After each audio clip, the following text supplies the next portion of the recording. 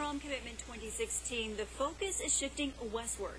Arizona, Utah, and Idaho are all up for grabs next Tuesday, and those states can play an important role in moving the front runners toward nomination. But the opponents of Hillary Clinton and Donald Trump, well, they're hoping to move the game toward a campaign trail stalemate and also a convention showdown. Brian Moore explains from Washington. Bernie Sanders is defying naysayers, reportedly including President Obama himself, who believe it's time for Democrats to close ranks behind Hillary Clinton. We have a path toward victory that goes right through Idaho. And he hopes a western win streak will change his fortunes at the Democratic convention in July. Some hand-wringing Republicans are looking for options to unseat their frontrunner, Donald Trump. They're hoping to pull to notch Trump vote. Former candidates and fellow senators Lindsey Graham and Marco Rubio have both voiced support for Ted Cruz, but stopped short of endorsing him. On Facebook, former GOP nominee Mitt Romney announced he's voting for Cruz next week in Utah. Trump tweeted, "The man who choked and let us all down is now endorsing Lion Ted Cruz. This is good for me." John Kasich refuses to step aside, hoping more wins will make him the consensus candidate. So maybe they ought to, knock it off and get behind me. Cruz turned his focus to next week's big prize, Arizona. And at the border, he borrowed a signature Trump campaign theme. President Obama tells us the border's secure. Well, I invite him to move the White House down to the southern border. Let's see how secure it is. He has one eye on the border and another on a threshold. If any candidate claims 50% of the vote there Tuesday, it's winner take all. That is 58 delegates total, and the latest polls have Trump in the lead, but short of that 50% mark. Brian Moore, NBC News, Washington. A horse in Kentucky had to be rescued after he fell into a ravine. Now, neighbors found the horse all tangled up in vines. Another complication, however, the horse named Akia is allergic to tranquilizer drugs that normally would sedate the animal in a situation like this. Well, a dozen of dogs are recovering after being seized from an elderly Georgia man's property. Animal control officials say that they rescued 72 dogs from a 2-acre area. They say that the man was hoarding the dogs who were found in junkyard cars, the woods, and even a historic church. There was little food or water, and most of them had open wounds from fighting over resources.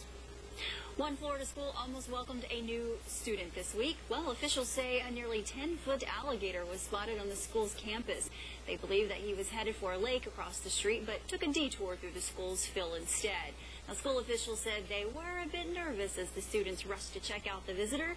A police officer, though, was able to corral the gator under his patrol car until the trapper arrived. Now, the gator was wrangled and relocated to another lake far away from the school, which I guess is good news, huh, Jesse?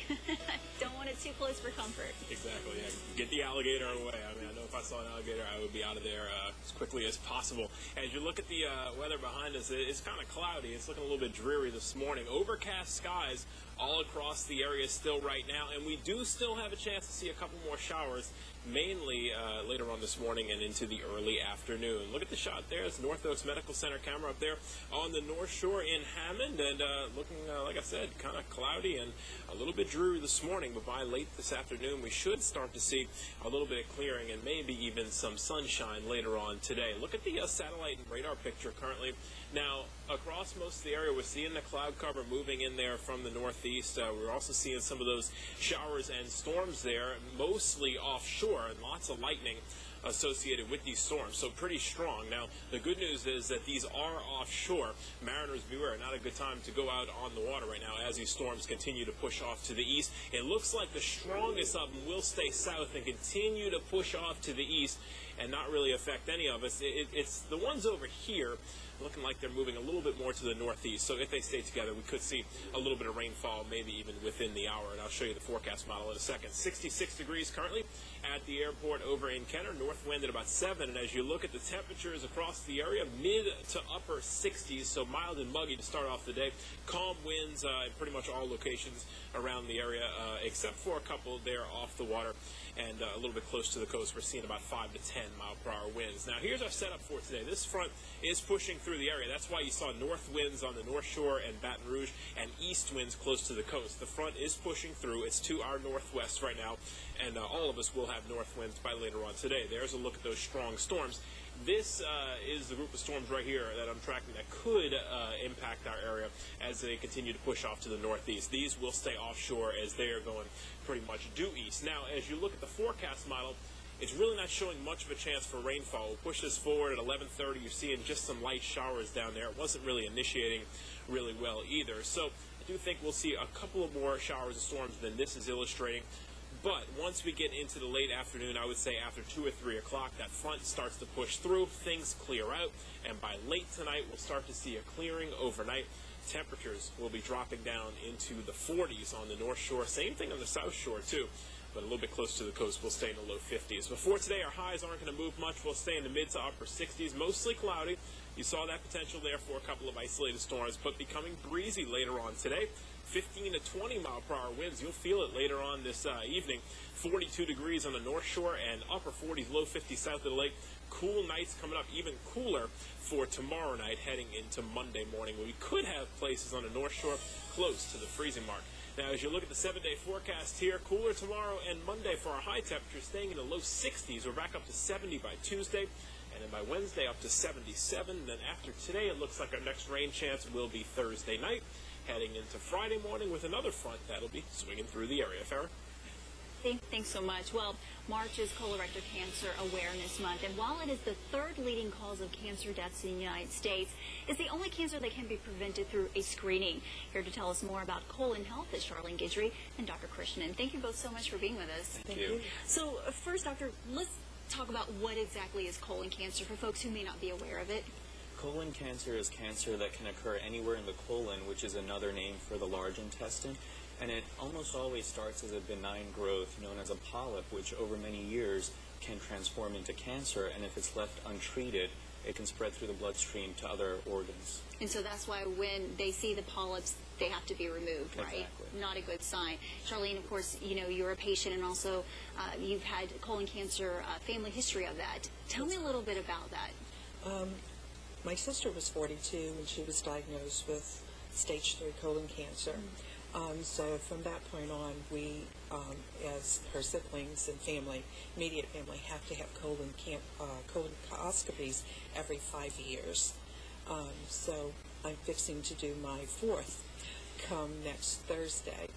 Well, good luck, and of course, Thank you. prayers for a clean bill of health. Now, doctor, let's talk about stage 3 colon cancer. How advanced is that cancer when we talk about stages? So when we look at stages, we look at how much it has actually gone through the wall of the colon and whether it starts invading into the lymphatic channels as well as the bloodstream.